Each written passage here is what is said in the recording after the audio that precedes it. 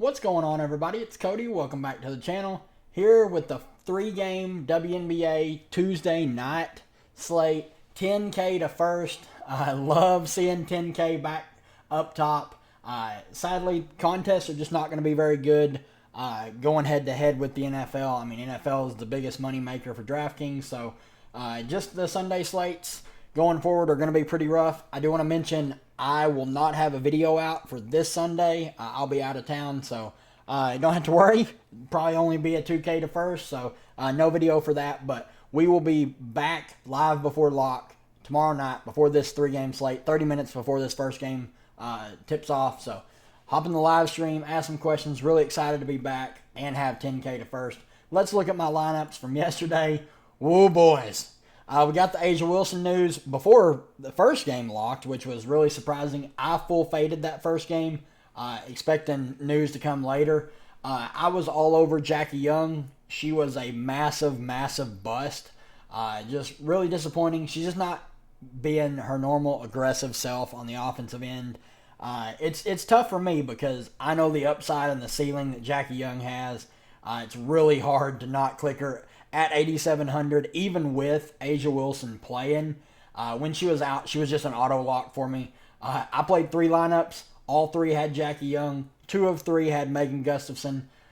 So I cashed in 0 of them, which is a shame because 50% of the field faded the most free square possible in Izzy Harrison.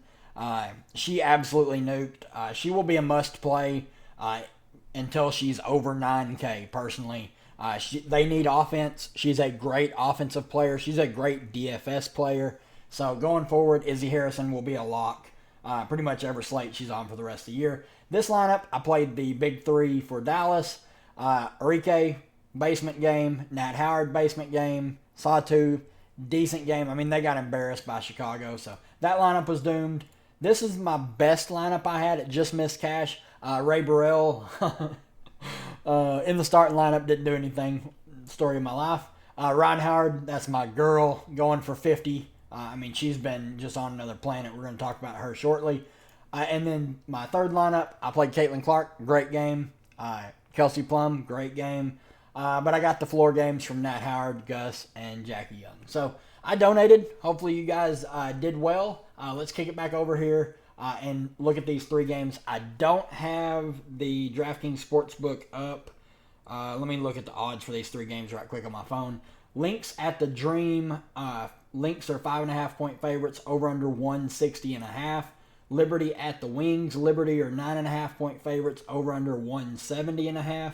And then the Sun at the Sparks. Sun are 10.5-point favorites, over under 158.5. So let's start off with Minnesota here. Obviously, a lot to like. Dorka missed the later part of the game yesterday. She only saw one little mini rotation. She got sick. She's probable to play Tuesday. She was on the bench, so I never questioned that she was going to play or not. So she's going to be active again. I do expect her to play 10 to 12 minutes off the bench. I think Natisha Heideman's in play. She should play 12 to 15 minutes off the bench at 5K.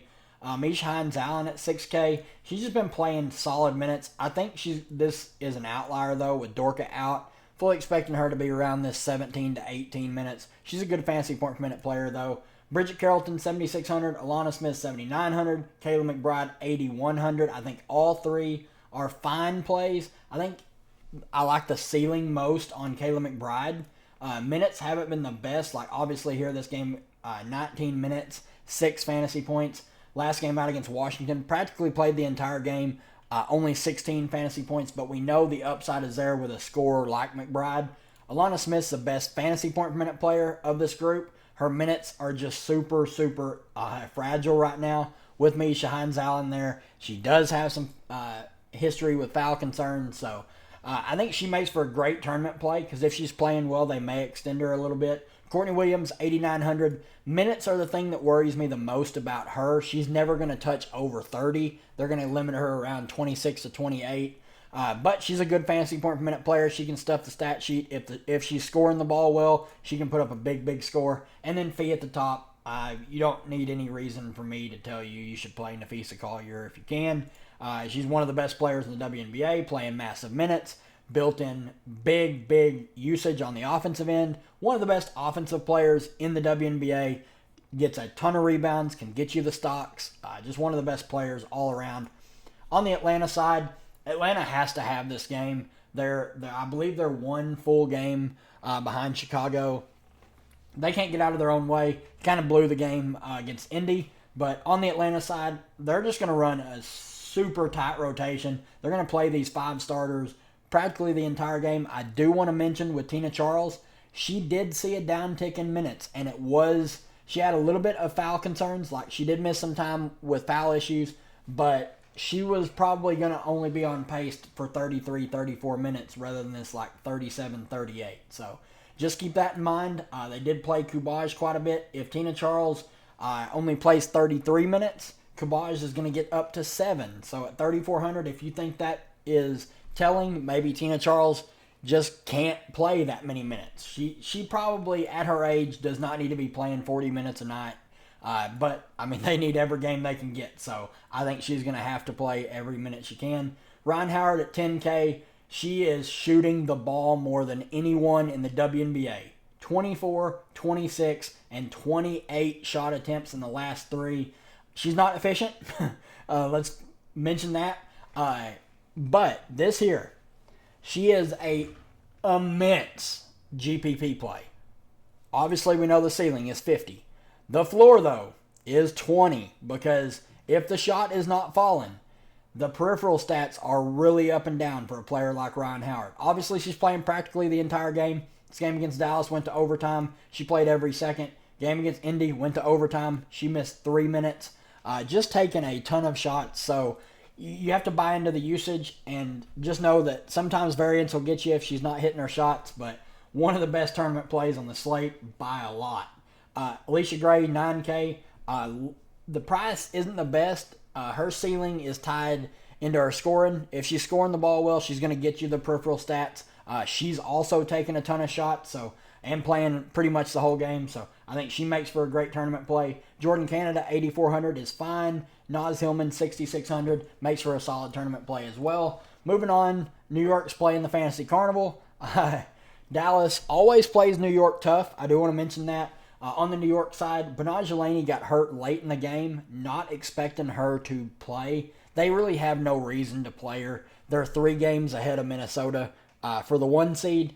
This New York team should be able to cruise to that 1 seed, get Laney healthy for the playoffs, for the championship push. So with that being said, if she's out, Phoebich would re-enter the starting lineup. She looks good at 7K. I think Vandersloot would have to play a little bit more minutes, even though here lately she has been rough. 16, 22, and 15. Not played very well of late. And they actually started Phoebich over her in the second half, so she can get benched. If Benajelani's out, would mean Kayla Thornton is viable. She would play low 20s minutes. If we look back here against Dallas, she had 2 really good games against them earlier this season. This is the type of team that Thornton can beat. She's going to take a lot of threes. If she hits them, she's going to hit value. If she doesn't, she's going to score single-digit fantasy points. So just keep that in mind. Then for the big 3, obviously just a lot of interest. We know Dallas literally plays 0 defense. Stewie looks great. Sabrina looks great. Jonquel Jones looks great. I think JJ is going to be the most popular because she's the cheapest.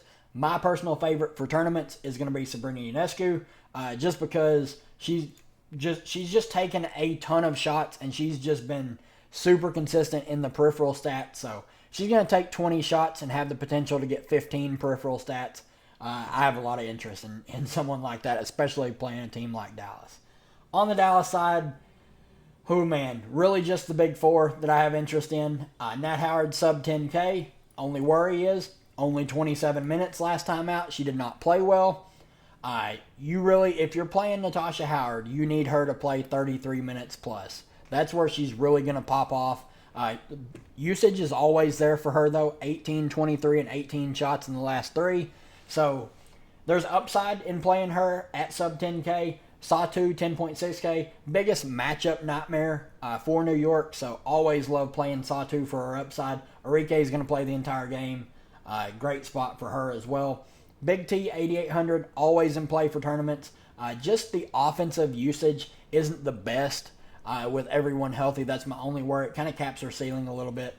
Connecticut and the Sparks, the last game of the night. We just saw this game yesterday. The Sparks were in the lead the entire game and blew it at the end to the surprise of nobody. On the Connecticut side, Alyssa Thomas, 10.1K. I think she makes for a great spend up. At 10.1K, there's a lot to like there. Fresh off a triple-double. We all know the upside that she brings in a cake matchup.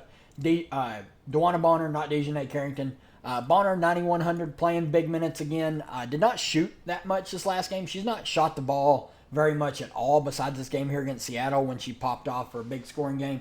But the upside is always there in a player like her. Bree Jones has been playing really, really well of late. These two games here against the Aces and Seattle, just stuffing, like scoring points at will. 26, 21, 17, and 21 in the last four. Need the peripheral stats to tick up a little bit, but that's not really her game. She's really out there to be the bully and score. So she showed against the Sparks she can score. She can be aggressive. So I have interest there. Dejanay, 8K. My favorite of the lower tier guards. Minutes are just supremely safe for her defensive ability. Mabry, my second favorite. I would prefer probably Dejanay, Mabry, Bonner, and then Harris. Harris I don't really have a lot of interest in. Her minutes are the most fragile. If she's not playing well, they will limit her minutes. She's the one that will get left out, and Mabry will take over her run. Mabry's playing in the game where she don't shoot 1 of 7. She's going to play high 20s minutes off the bench. On the Sparks side, we got to mention Rakia Jackson, who played every second of the game against Connecticut. But when I play her against Indy, she plays 23 minutes and shoots 2 of 11. Obviously, a big ceiling on a player like her. They have locked in the best odds for the number 1 overall pick in the lottery. So maybe they try and play their starters a little bit more. Wnba, minutes have started to tick up on her. Only took 4 shots last game, which is super weird. Played 36 minutes. If she's going to play 36 minutes again, I like her at 9,700. Odyssey Sims, 8,600. I'm out on. Her minutes haven't been the best. 23 and 29. Just not doing any peripheral stats of late. And I just don't expect her to continue on her scoring rampage. So I'm out at 8,600. They've been playing Dangerfield a little bit. Clarendon is questionable. She may be back. Ari McDonald could be back. So there's not a lot I like on this Sparks team. I think you can take shots on Wnba for tournaments. I think Rakia Jackson's probably my favorite out of this group. Azura Stevens, minutes are just completely unreliable. Makes her a solid tournament play, but she can absolutely sink you even at 7,700. Burrell, if she starts again, she needs to hit her shots early or she will lose minutes. Talbot's minutes have evaporated. I think Lee Yuru makes for a solid tournament play at 4,900. Her minutes are pretty safe. She's been playing mid to high teens minutes. Good fantasy point per minute player, so don't mind her. And then Kia Nurse, 4,800. If there's ever a slate to play Kia Nurse, it's something like right around here. She needs to hit her shots. I'm not crazy about her, but there's not a lot of great value on this slate. So that's going to do it for me, guys. If you enjoy the content, leave a like on the channel. We are back with 10K to first. Really excited for this slate. Can't wait to see you guys in the live stream tomorrow. Good luck to everybody, and we'll see you then.